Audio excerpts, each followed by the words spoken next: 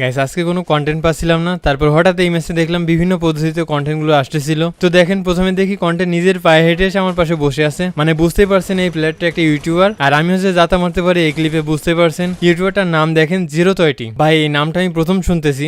তো এর কিছু সময়ের ভিতর বরাবরের মতো টিমমেট সবাই শেষ, আমি একা বেঁচে আছি। তারপর আমি এখান থেকে ফায়ারটা দিয়ে ভুল করে ফেলি, কারণ সামনে ছিল ইউটিউবার স্কোয়াড।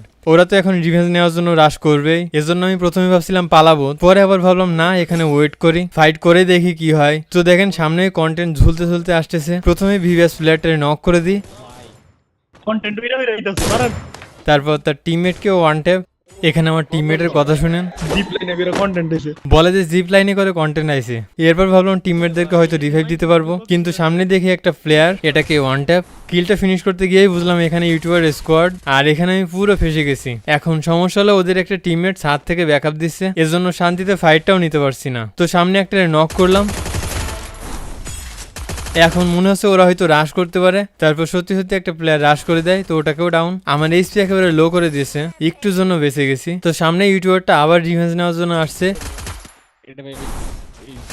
তো আবারও নক করলাম, এরপরই ছাদেরটাকেও ওয়ান ট্যাপ, এরই সাথে ইউটিউবার স্কোয়াড ওয়াইপ আউট। তো ভালো থাকবেন সবাই, টাটা।